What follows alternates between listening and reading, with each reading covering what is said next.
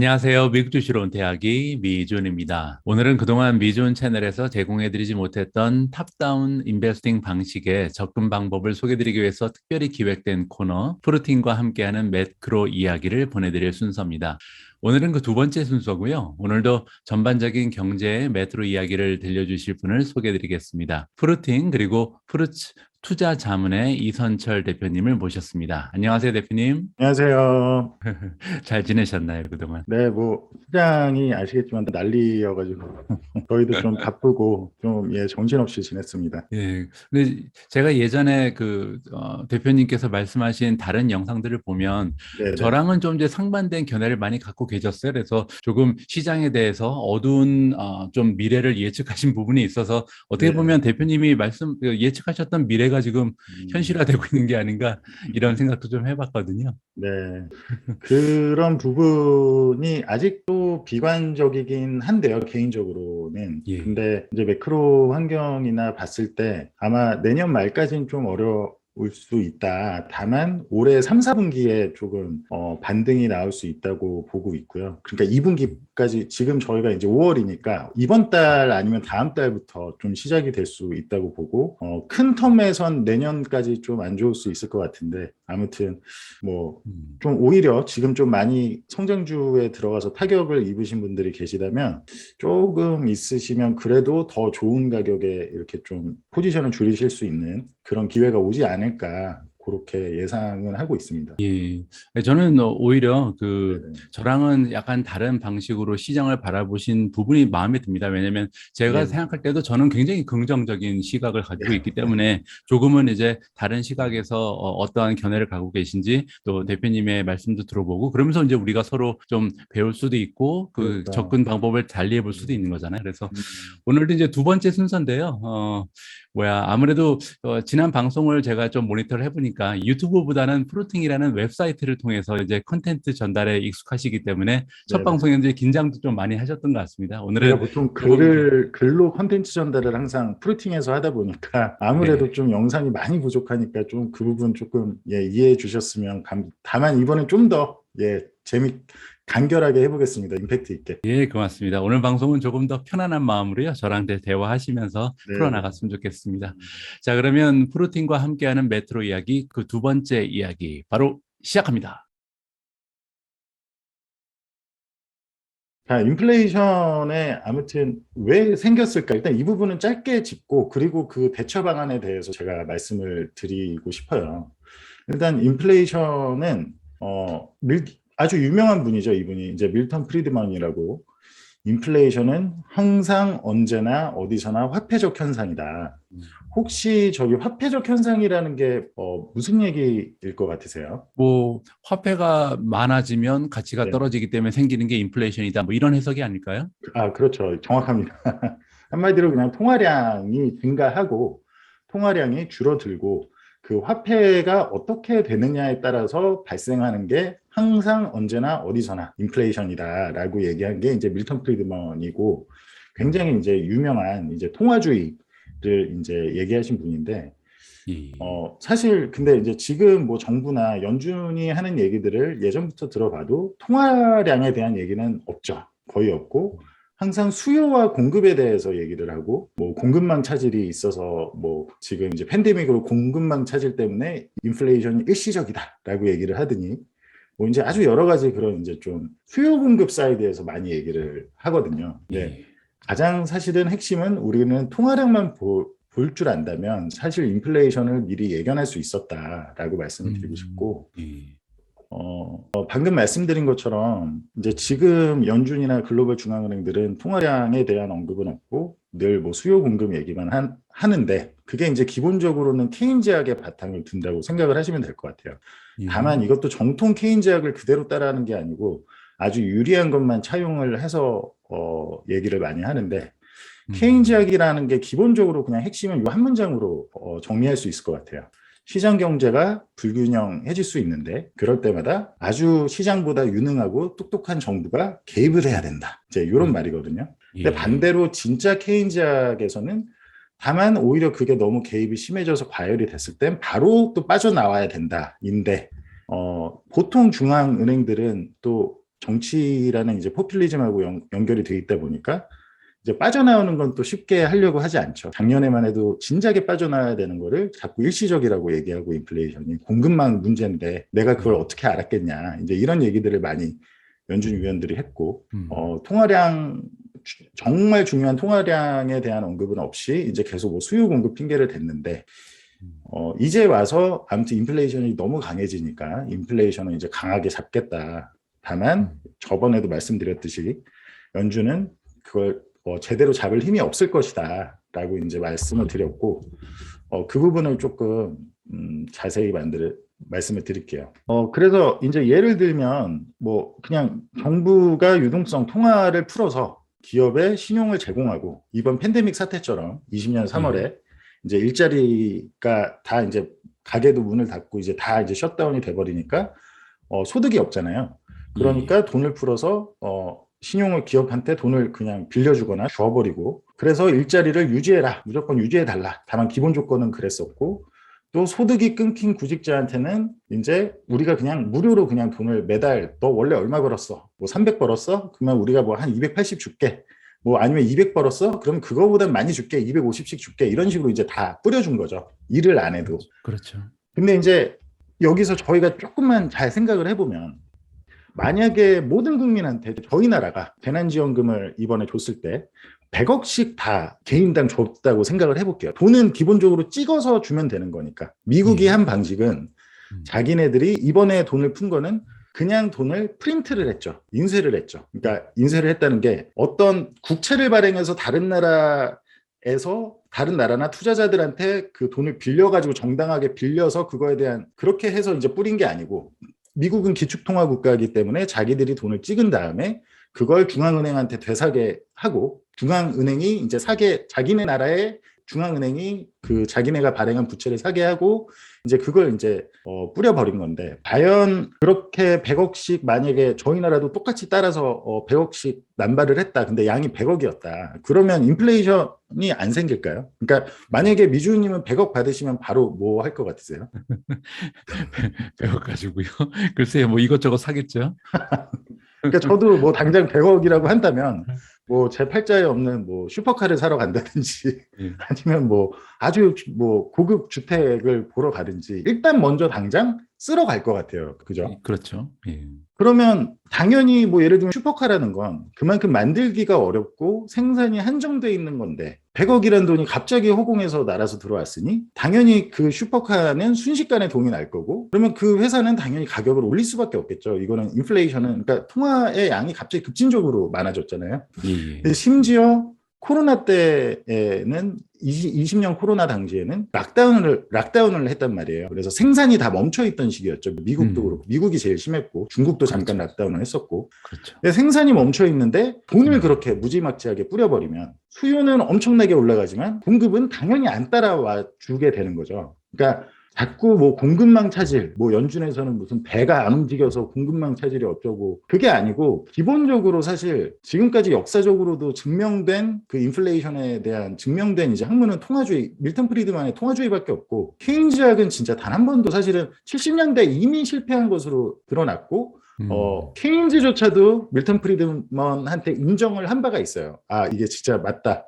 통화주의가 맞다라고 한 바 있는데 정치 메커니즘이란 게 결국엔 아무튼 포퓰리즘으로 인기를 얻어야 되니까 자꾸 이제 자기네들이 그런 포퓰리즘을 사용하기 좋은 그런 케인즈학 약간 케인즈학 유사 케인즈학 비슷하게 변형해 가는 거죠. 그러니까 100억이든 1000억씩이든 막 다 나눠주게 된다면 도대체 이걸 가지고 당연히 가격이 오르지. 왜냐면 진짜 실물 쌀값이든 라면이든 모든 게 다 가격이 오를 거 아니에요. 왜냐면 그 너무나 돈이 많아지니까. 뭐 그게 만약에 쉽다라고 한다면 그게 아니라고 한다면 모든 국민이 일할 필요도 없는 거죠. 다 돈 찍어서 나눠주면 되는 거죠. 그래도 인플레이션이 안 나타난다면 당연히 정부와 연준의 책임인데 그거를 이제 그렇게 좀 바꿔왔기 때문에 많은 투자자분들이 모르셨을 수 있다. 특히 거시경제를 좀 딥하게 들여다보지 않으면 이런 부분은 또 저희 나라 제도권에서 이코노미스트 분들도 많이 하는 얘기가 아니다 보니까 다만 딥하게 얘기를 하자면 그런 부분을 모른다. 그래서 결국엔 또 제도권 이코노미스트 방송에 나오시는 분들도 결국엔 그냥 연준이 하는 얘기들을 뒤따라하면서 이제 이게 이래서 뭐 일시적이다. 인플레이션이 일시적이다. 뭐 이렇게 얘기를 하시니까 다 그렇게 믿고 있다가 지금 이 사단이 이제 난다라고 생각을 하시면 될 것 같아요.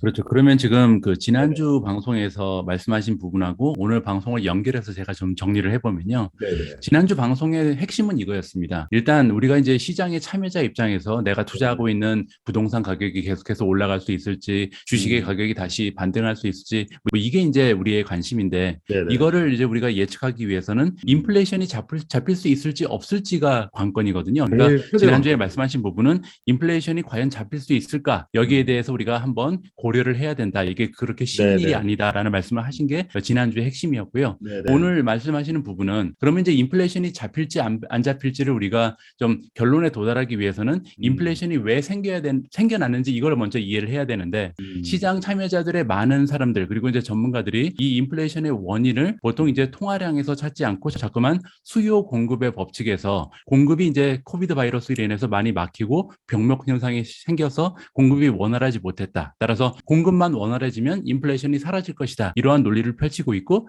이것이 이제 여기서 나와 있는 케인즈학이다. 이렇게 이제 우리가 정리를 해볼 수가 있는 거죠. 근데 네네. 지금 대표님이 말씀하시는 부분은 아니다. 케인즈학에서 생각하는 수요 공급보다 더 중요한 것은 지금 통화량이 너무 늘었기 때문에 인플레이션이 생긴 거고 이 부분을 우리가 어떻게 앞으로 대처를 해나갈 수 있을지가 인플레이션이 잡히냐 안 잡히냐의 핵심이다. 바로 이 말씀이신 거죠, 지금. 맞습니다. 너무 잘 정리를 해주셨는데 뭐 예. 수요와 공급은 어쨌든 인플레이션의 결과지 원인이 될 수가 없다. 그러니까 음, 인플레이션이라는 단어의 원래 사전적 정의는 예. 그러니까 통화량의 증가 자체가 원래 인플레이션의 사전적 어원이었어요. 예전에는. 근데 그게 이제 점점 바꿔가면서 뭐 수요 공급 막 이렇게 뭐 이 얘기까지 들어가면 너무 이제 폭이 길어지는데 예. 어쨌든 수요 공급이 줄어들고 뭐 공급망 차질이 생기고 이런 건 결국에 인플레이션의 결과지 결코 원인이 아닙니다. 그러니까 원인과 결과를 거꾸로 자꾸 연준에서 음, 얘기를 하고 또 연준 얘기를 그대로 전하는 보통 많은 이제 리서치나 이제 이코노미스트 분들이 이제 그러다 보니까 이제 이게 자꾸 투자에 있어서 제일 중요한 건 앞으로 사이클이 인플레이션이냐, 디플레이션이냐, 아니면 디스인플레이션이냐, 뭐 이제 여러 음, 가지 스태그플레이션이냐, 이제 그런 거를 추측을 어느 정도는 감을 잡고 있어야 되는 건데, 예. 이제 그런 부분에서 자꾸 엇박자가 날 수가 있죠. 그래서 그 부분을 예. 짧게 이제 설명을 드리고 싶었고, 예. 예.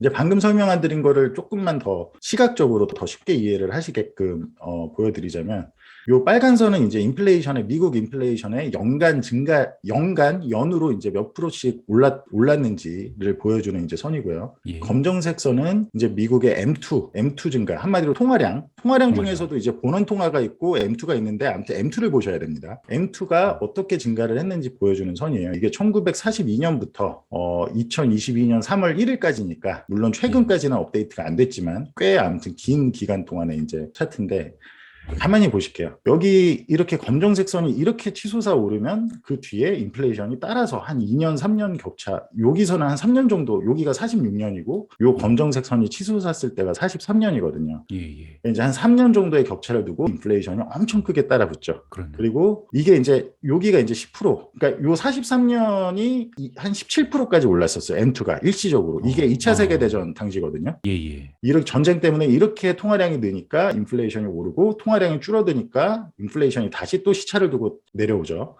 다만 M2가 10% 이상을 증가하지 않으면 예. 그렇게 여기서도 보시듯이 10% 아래로 증가하면 좀 적정 증가량이다. 그래서 실제 아, 인플레이션 소비자 물가 지수가 그렇게 튀어오르지 않았죠. 요 예. 한번 40년대 이렇게 크게 있고 나서 그 뒤에는 계속 좀 적정한 디스인플레이션의 시기가 이제 한 70년까지 이어지다가 1970년에 M2가 다시 이제 한 13%, 14%씩 오르니까 여기에 보면 세 차례씩 71년경에 한 13% 올랐고 예. 예. 또 75년에서 77년 사이에 또 13% 올랐고 예. 이렇게 이제 올랐는데 오르면 꼭 한 2년에서 2년 정도 뒤에 이렇게 인플레이션 피크가 달성이 되더라. 예. 예. 그래서 그 유명한 스태그플레이션 시기 70년대 막 인플레이션이 물가가 연에 14%씩 계속 올랐다. 그때가 이제 요때인데 좀 여기 얼핏 보시면 아시겠지만 어마무시하죠. 지금 그래서 제가 이거를 거의 저희 나라에서 제일 먼저 경고를 하고 나는 인플레이션에 대한 이제 그래서 이게 어떤 후폭풍을 가져올 것인지를 많이 설명을 글로 많이 했었는데 예. 아무래도 제가 좀 미주님하고 좀 일찍 알았으면 더 좋았을 수도 있는데 제가 어쨌든 그러게요. 뭐 그 부분을 이제 말씀드리자면 지난 100년간 지금 가장 많이 올랐습니다, 사실은. 그래서 이게 물론 지금 보면 이제 21년 2월이 한 26%까지 전년비로 올랐다가 예. 21년 2월 이후로는 지금 이 상승 속도가 하락하고 있는 건 보이실 거예요. 근데 예. 다만 아셔야 될 게 이거는 지금 M2가 감소하고 있는 게 아니라 M2의 상승률이 연간으로 덜 빠르게 상승하고 있다라는 얘기지 M2가 지금 줄어들고 있다라는 얘기가 아니거든요. M2가 그렇죠. 줄어들려면 요 0% 아래로 내려가야지 줄어드는 거겠죠. 근데 M2는 줄어드는 경우는 거의 없다고 보시면 되고요.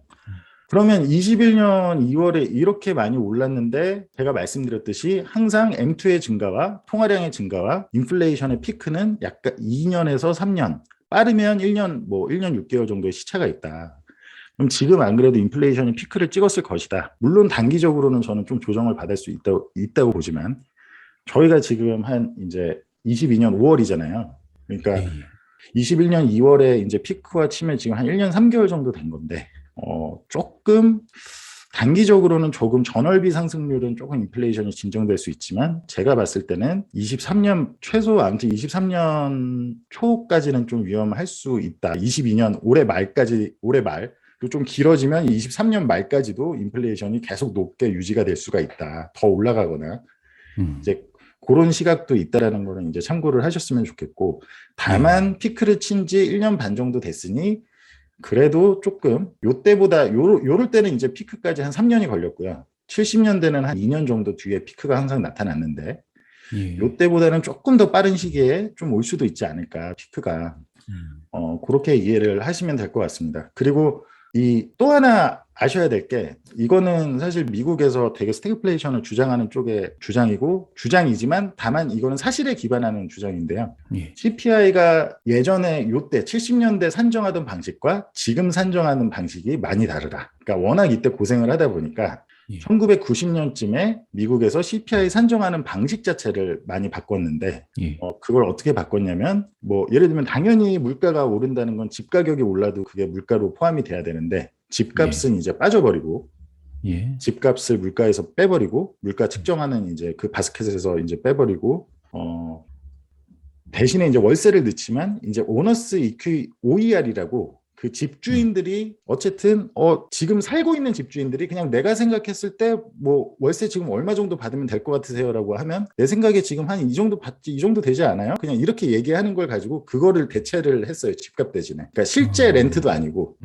이해가 되실까요? 예, 그러니까 이제 실제적으로 그 인플레이션이 나타난 것보다 일부러 좀 하향 조정한 거네요. 그렇죠. 하향 조정을 하려고 예. 그런 품목들을 많이 바꿨습니다. 자동차 가격도 10년 전에 10,000불이었던 게 소나타가 10,000불이었는데 20,000불이 됐다. 그러면 이건 통풍 시트도 들어가고 이제 가죽 시트도 들어가고 하니까 기술의 발전으로 인해서 된 거지 가격이 올라간 게 아니야. 그래서 이제 그런 거는 이제 그래서 가격이 10년 동안 오른 게 전혀 없어. 이런 식으로 많이 바꿨다는 거죠. 그렇기 때문에 여기서 보시면 M2가 이만큼 올랐으니까 빨간색이 이 정도 오르고 다 오른 만큼 오르잖아요. 거의 예, 이 그렇죠. 퍼센티지가 예. 70년대에서 한 10 몇 프로까지 올랐지만 이게 그런다고 이번에 26%까지 올랐다 그래서 이 빨간 이 꼭지가 이것도 한 2년 뒤에 여기까지 오르겠다. 26%까지 가겠다라고 생각하실 필요까지는 없다라는 거죠. 왜냐면 지금 90년부터 그 물가에 대한 포퓰리즘을 유지하기 위해서 물가에 대한 산정 방식을 아예 바꿔버렸기 때문에 그 많은 사람들이 만약에 지금 70년대와 똑같이 만약에 계산을 한다면 물가가 지금의 미국의 물가는 8.5%가 아니라 예를 들면 14% 최소 15%될 거다라고 얘기를 하고 있어요. 그리고 저도 사실 그 부분에 동의를 하고요. 그렇기 때문에 아무튼 그 정도까지 생각하실 건 아니고 좀 있으면 이제 피크를 치긴 할 거지만 그 기간이 당장인지는 모르겠다. 라고 좀 이해를 해주시면 될 것 같습니다. 예, 이 그래프 관련해서 제가 그 한 가지 궁금한 게 있는데요. 네네. 제가 그 이해한 거는 이제 이 그래프가 지금 떨어지고 있을 때 어떤 말씀을 하셨냐면 그렇다고 M2 증가가 마이너스로 된 것은 아니다. 증가세가 이제 감소된 거다. 이제 그걸 우리가 그렇죠. 전문 용어로 테이퍼링이라고 부르는 거잖아요. 양적 완화를 조금씩 줄이는 과정. 그래서 테이퍼링이 일어나면서 이제 그 통화량의 증가가 25%에서 15%, 10%로 뚝뚝 떨어지는데 그리고 나서 이제 좀처럼 이게 마이너스로 떨어질 건 같지는 않다라고 말씀하셨는데 사실 연준에서 이번에 발란시트를 줄인다는 얘기를 했잖아요. 이게 이제 양적 네네. 긴축인데 양적 긴축이라는 것은 사실 통화를 다시 흡수한다는 거 아니나요? 일단 여기 지금 이 떨어지고 있는 건 테이퍼링 때문은 아니고요. 그러니까 예. 테이퍼링은 물론 들어갔지만 요거는 이제 M2라는 거는 통화량이 실제 유통되는 것까지 약간 속도까지 조금 포함한다 그냥 이렇게 생각하시면 좀 더 쉬우실 것 같아요. 이제 시청자분들이. 근데 예. 어쨌든 대출을 많이 받고 사람들이 막 더 돈을 쓸어 나가고 대출을 많이 받고 막 아무리 통화가 많이 풀렸어도 그게 다 은행에만 지급준비금으로 들어가 있으면 M2가 안 늘어나는데 그게 이제 예. 사람들이 대출도 많이 받고 막 투자도 많이 하고 막 많이 사 먹고 옷 사고 뭐 하고 돈이 막 이렇게 되면 이제 투자도 많이 하고 하면 이제 M2가 많이 늘어나거든요. 근데 예. 어쨌든 물론 테이퍼링의 효과도 조금 있겠지만 그거는 거의 요 마지막 부분이고 여기서부터 떨어진 거는 그냥 자연스럽게 이제 이때가 거의 재정정책으로 이제 진짜 호주머니에 직접 돈을 쏴줬을 때가 한 요쯤이거든요. 20년 뭐 후반 뭐 요때쯤에 계속 쏴줬다 보니까 예. 예. 이렇게 쫙 올라가는 게 왜냐면 이게 그냥 양적 완화랑 다르게 양적 완화는 은행들에만 돈을 은행들의 돈을 중앙은행에서 시중은행에 돈을 넣어주지만 시중은행이 돈을 대출을 안 해주면 사실 M2는 안 늘어나고 본원 통화만 그렇겠죠. 늘어납니다. 예. 예. 근데 이게 이제 양적 완화를 이제 재정 정책까지 같이 해버리니까 그러니까 M2가 이렇게 급격히 늘어난 거예요. 그러니까 정부가 직접 그냥 너네 은행들 좀 대출 좀 해주라니까 하는데도 막 대출 안 해주고 막 자꾸 위험해서 좀 꺼리고 하니까 정부에서 직접 이제 돈을 넣어주는 거죠. 다 그냥 직접 꽂아주니까 돈이 막 빨라지고 그냥 쉽게 말하면 좀 더 막 움직이고 하니까 M2가 예. 여기서 폭발을 한 거죠. 그리고 좀 예. 이제 내려가고 말씀하셨듯이 테이퍼링도 했고 하니까 한 요쯤부터 이제 테이퍼링의 효과도 나타나겠고 말씀하신 대로 연준이 보유한 자산 그러니까 연준이 부채를 미국 정부에 빌려주면서 실제 사놨던 그런 채권 자산을 이제 팔겠다라고 하고 있는 거지만 그런다고 해도 판다고 해도 예를 들면 팔면 그러면 이게 지금 M2가 감소를 하려면 그러니까 증가하던 게 좀 덜 빠른 속도로 증가하는 게 아니라 아예 마이너스로 감소를 하려면 여기가 지금 0%예요. 그러면 이 검정선이 이 밑으로 내려와야 된다는 얘기거든요. 근데 보시면 알겠지만 한 번도 이제 이 밑으로는 내려온 적이 없죠. 40년부터 내려온 적이 없는데 예. 요 M2가 0%도 아래로 내려갈 정도면 그때는 진짜로 시차를 두고 말씀드렸듯이 최소 1년에서 2년에서 3년의 시차가 있지만 시차를 두고 그때는 정말 궁극적인 대공황 같은 디플레이션이 올 거다. 오히려 그거는 이제 또 그때대로 또 더 문제죠. 이제 더 물론 문제네. 그쯤 되면 다시 인플레이션도 다 가라앉았다면 그때는 양적 완화를 다시 또 하겠지만 아무튼 네, 그러기는 이제 좀 쉽지는 않다. 그리고 지금 대차 대조표를 감소하겠다는 규모조차도 자세히 들여다보면 지금 인플레이션 발생하는 거에 비해 그렇게 효과적일 것 같지가 않다. 그리고 아직 실행도 안 했는데 토킹만 가지고 지금 시장이 지금 엄청 무너지고 있다. 미국 입장에서는 주식 시장이 굉장히 중요한데 왜냐하면 미국인의 굉장히 많은 퍼센티지가 다 주식 투자를 하고 있고 연금에도 다 주식이 들어가 있는데 이게 정치적으로도 사실은 지금도 이미 토킹만으로 이렇게 무너지고 있기 때문에 굉장히 쉽지 않다. 이제 여기까지 일단 이해를 하시면 이해가 예. 되시면 좋을 것 같습니다. 예, 예. 그래서 M2라는 그 단어 자체가 조금 저한테는 어려웠던 것 같은데, 네네네. 지금 말씀을 들어보니까 우리가 보통 이제 M2가 느는 거는 그 양적 완화랑 같이 이제 묶어서 생각했기 때문에 저는 떨어질 때도 똑같이 조금 묶어지는구나 다릅니다. 생각했는데 네네, 약간 맞습니다. 다르네요, 개념이. 네네. 알겠습니다. 네네. 이거는 이제 말씀하신 연준이 이제 양적 완화를 위해서 이제 돈을 찍어내서 이제 부채를 미국 정부가 발행하는 부채를 그냥 찍어낸 돈으로 사들여서 연준이 보유하고 있는 자산의 변화 추이라고 생각하시면 되고요. 예, 예. 2008년 이전까지만 해도 보시면 쭉 이게 이렇게 플랫이었죠. 그러니까 이렇게 예, 한마디로 증가가 보유하고 있는 게 거의 없었는데 예, 예. 2008년 양적 완화를 기점으로 이렇게 시작이 됐다. 이러면서 장기 채권을 막 사들이니까 채권 금리가 낮아지니까 계속 그나마 더 나은 자산으로 그 수익률을 제공하는 자산을 찾기 위해 주식과 부동산으로 흘러 들어갔고 지금까지 이게 이제 2020년에 또 이만큼 점프를 한 번에 했다라고 생각을 하시면 될 것 같고 예. 양적 완화를 처음 시작할 때만 해도 다 미친 짓이라고 좀 꽤 이코노미스트들이 많이 했고 근데 이제 그때는 애초 목적이 뭐 핑계를 댈 때는 뭐 그래도 인플레이션은 2%까지 2% 되면 무조건 멈출 거다 당연히 하고 되돌릴 거다. 근데 2%를 넘긴 지 한참 됐는데 아직 지금 시작도 안 하고 있죠. 이미 2%를 넘긴 지는 과거에도 넘겼는데 예. 결국에는 조금만 이때 한번 양적 긴축을 하려고 진짜로 했었어요. 잠깐. 요때 보면 살짝 줄어들었죠. 2018년에서 19년까지.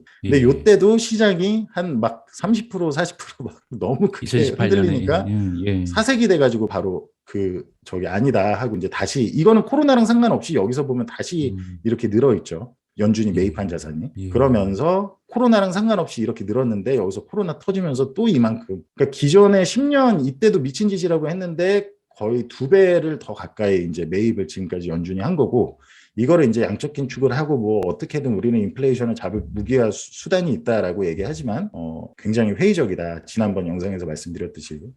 요거 같은 경우는 이제 뭐 제가 지난번에 말씀드린 부채 비율이 이제 미국 정부 부채입니다. 민간 부채는 다 빼고 정부 부채 비율이 지금 역사적으로 지난 세계 2차 대전보다도 높다. 부채의 주체가 정부인데 부채 비율이 너무 높다. 반면에 1970년대 한 요쯤일 거예요. 70년대 인플레이션이 지금과 비견할 수 있는, 지금보다 더 높았던 그때는 그래도 마지막에 진짜 기준금리를 20%까지 올려서 인플레이션을 잡을 수 있었던 건, 그땐 부채 비율이 GDP 대비 이렇게 30% 내외, 거의 지난 100년 중 제일 낮은 시기 중 하나였다라고 생각을 하시면 될 것 같아요. 그러면 이 차트에서 우리가 네. 받을 수 있는 메시지는, 예전에는 정부 부채 수준이 낮았기 때문에 금리를 굉장히 많이 올릴 수 있었는데 지금은 그렇게 하기 힘들다는 거잖아요, 그러면. 그죠? 그렇죠. 그러니까 사실 금리를 만약에 지금 인플레이션이 8.5%인데 뭐 한번 지금 생각을 해볼게요. 만약 기준금리를 그냥 잡기 위해서 70년 말 그리고 80년 초에는 14% 인플레이션에 21%의 13연으로 14%가 인플레이션이 발생하니까 기준금리를 21%까지 올렸거든요. 예. 한마디로 그래서 실질금리를 지난번 영상에서 말씀드렸듯이 실질금리를 8%까지 올렸는데, 과연 지금 인플레이션이 8.5라고 무슨 뭐 25bp, 50bp 이게 중요한 게 아니라, 이미 그것만으로 지금까지 부채들이 다 자산시장으로 가서 자산시장에 좀 이런 버블이 많이 꺼지고 있지만, 심지어 이런 상황에서 만약에 인플레이션이 더 안 잡힌다고, 아무도 지금 그런 입도 안 뻥긋하지만 뭐 기준금리를 저기 12%까지 15%까지 올리겠다, 실질금리를 7%로 맞추기 위해서 그거를 한다면 돈 빌리는, 지금 이자를 아마 미주님 아실 수도 있고, 이자를 예전에는 진짜 은행에 맡기면 뭐 10몇 프로씩 주기도 하고 그랬잖아요. 예. 그런 상황이 만약에 돌아온다라고 만약에 생각을 한다면, 근데 그게 가능할 것이냐, 단기간에. 모든 경제가 다 죽어버리겠죠, 그렇게 되면. 그래서 그렇죠. 뭐 정부가 부채가 너무 많아서 이자 비용을 못 감당하는 그것도 분명히 있지만, 애초에 정부가 디폴트를 해야 되는, 지난번 영상을 꼭 참고하시고, 이 부분 모르시는 분들은 그 부분도 있지만, 경제가, 특히 말씀드렸듯이 미국은 정치적으로든 뭐든 주식시장이 굉장히 중요한 나라인데, 완전히 다 뭐 금융시장만 붕괴가 아니라 이건 실물시장이 완전히 다 붕괴가, 지금 같은 부채 상황에서 기준금리를 그렇게 올린다면 인플레이션을 잡겠다고 완전히 그런 상황이니까, 자꾸 뭐 무서운 척 말은 하지만 가만히 내용을 들어보면 사실 전혀 제가 봤을 때는 무서운 내용이 아니라는 거죠. 다만 지금 시장이 하락하고 하는 거는 워낙에 부채나 지금 유동성이 다 자산으로 계속 갔기 때문에 이제 좀 그런 버블이 조금 좀 있었던 과정이다. 다만 어쨌든 연준은 진짜 긴축다운 긴축은 할 수 없다. 그거는 꼭 지난번 영상을 보시면 이제 이해를 하실 것 같고. 그러니까 이 차트에서 지금 그 대표님의 메시지는 이거네요. 그러니까 기준금리를 예전처럼 올릴 수 있는 방법이 없다. 그러니까 사실 그렇죠.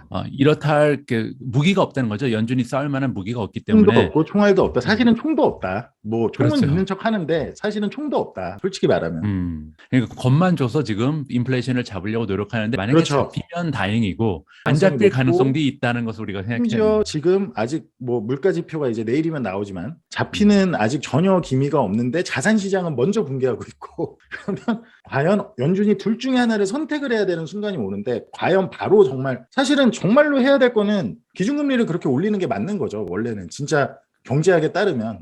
근데 그렇게 되면 모든 사람들이 가난해지고, 뭐 진짜 그렇게 되면 미국이 아니라 정말 신흥국들이 더 크게 타격을 받고, 우리가 알고 있는 전형적인 그 공황급 리세션이 발생하고, 미국도 엄청 실업자가 정말 폭등하고 할 텐데 과연 그렇게 할 것이냐.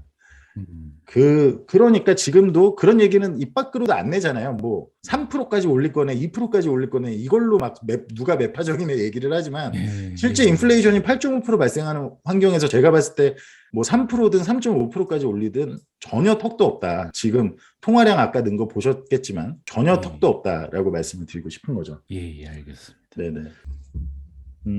요 차트는 제가 작년부터 작년 한 10월쯤에 10월, 11월에 저희 프루팅에 제가 올렸던 이제 차트인데, 이 미국의 실질 이익 수익률을 나타낸 값이라고 보시면 될 것 같아요. 근데 그게 마이너스로 갈 경우, 여기 동그라미 제가 친 것처럼 0 이하로 마이너스로 갈 경우 어김없이 리세션이 발생했다라는 거를 이제 알 수 있는 차트인데, 이익 수익률이 뭐냐? 쉽게 생각하시면 PER, 기업 PER 있잖아요. PER의 예. 그냥 역수라고 생각을 하시면 될 것 같아요. 한마디로 음. 기업 가치가 만약에 너무 PER들이 시장에서 PE가 너무 높게 측정이 된다. 약간 뭐 매출 대비 100배까지로 시총이 막 인정이 되고 막 이런다라고 할 때 그렇게 되면 이제 이익 수익률, 주식의 이익 수익률이 점점 낮아지는 거죠.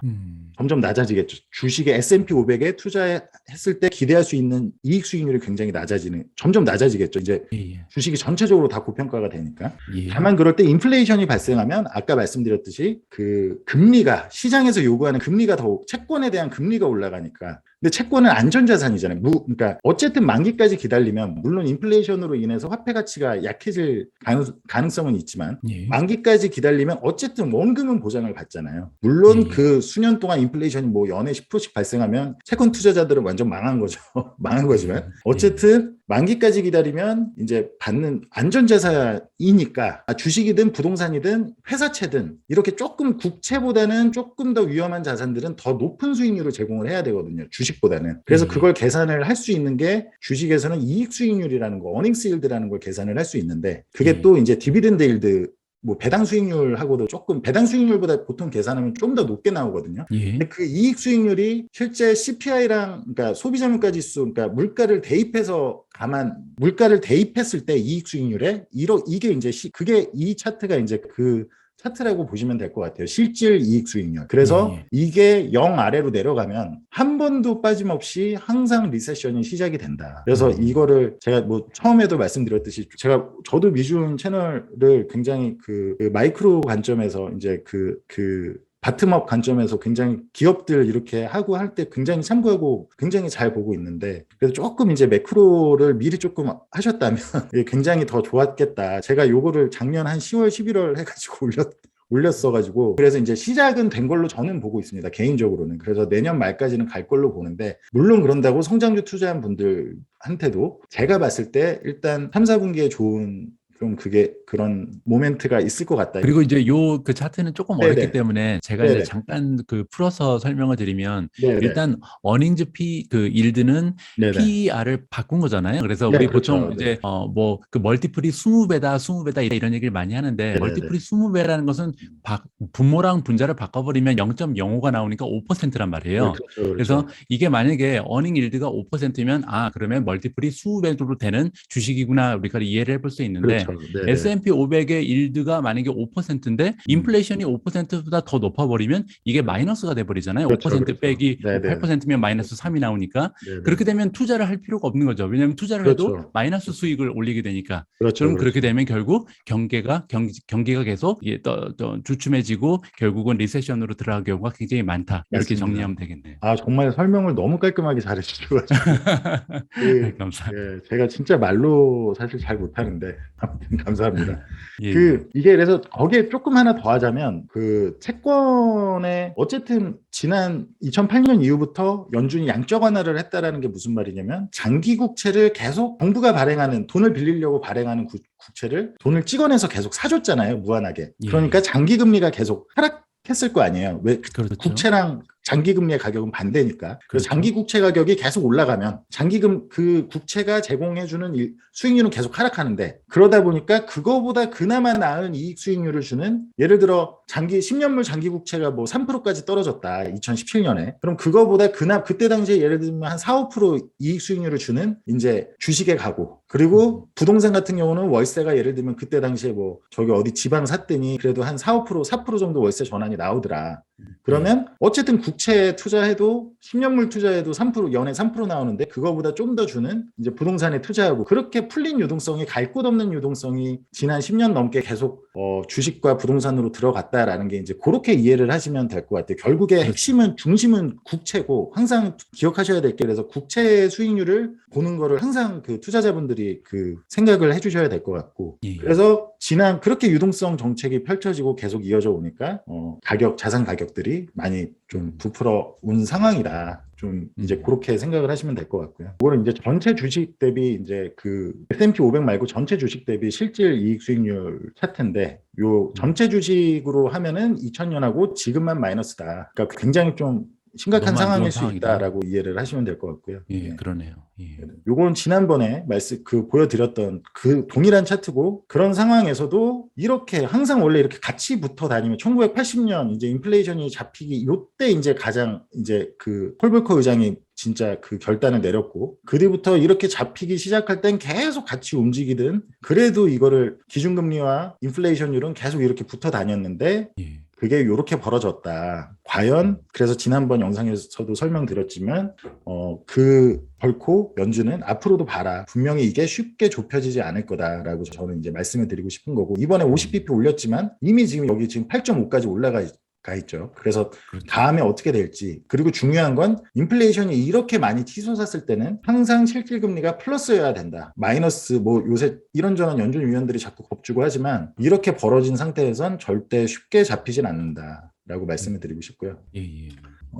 그래서 인플레이션의 원인에 대해서 이제 정리를 하자면 80년 초부터 40년 넘게 이어진 이제 유동성 정책이 이제 인플레이션을 계속 불씨가 됐고, 그래서 계속 그때는 그 전에는 금리만 인하해도 됐었죠. 왜냐하면 인플레이션이 어쨌든 80년 초 이후에는 소비자 물가 인플레이션은 나타나지 않았으니까 금리를 계속 인하할 수 있었고, 계속 저금리, 계속 금리는 낮아져만 왔었죠. 예. 근데 이제 불씨가 이때부터 생겼고, 불은 이제 리먼 사태를 통해서 정말 자산 가격도 폭락하고 시장이 다 기업들 다 도산하려고 하니까 정부가 돈을 엄청 양적 완화를 통해서 돈을 풀어서 민간의 부채를 다 정부가 끌어안고 계속 돈을 찍어내기 시작을 했죠. 그러면서 소비자 물가 상승으로 바로 나타난 건 아니고, 일단은 자산 가격으로 08년부터 계속 이제 번져서 들어갔고, 이제 진짜 기름은 20년에 이제 양적 완화를 추가했을 2배를 추가했을 뿐만 아니라 재정 정책까지 이제 같이 결합해서 했다. 돈을 그냥 호주머니에, 지금까지는 중앙은행이 시중은행에 돈을 줘서 이렇게 우회하는 방향으로 부양을 했으면 정부가 이제는 아예 직접 그냥 호주머니에 돈을 넣는 정책까지 했다. 그러다 보니 M2가 정말 그렇게 빠른 속도로, 지금까지 누적돼 왔던 게 빠른 속도로 이제 풀려가면서 이제 역사적으로 100년 중에 가장 크게 늘었다. 그러니까 항상 정치는, 그래서 미국의 정치도 많이 관심을 가지셔야 되는 게, 좀 그런 장기적으로 건정성을 갖고 생존하려다기보다는 미국에 정말 좋은 기업들이 너무 많거든요. 그러나 실제 그런 그 겉을 감싸고 있는 정치나 그런 메커니즘들이 이제 정말 그냥 눈앞에 이런 거를 줘서 당장 인기를 얻으려고 하는, 그게 보통 이제 그런 현상들이 많다 보니까 이런 일이 반복이 된다.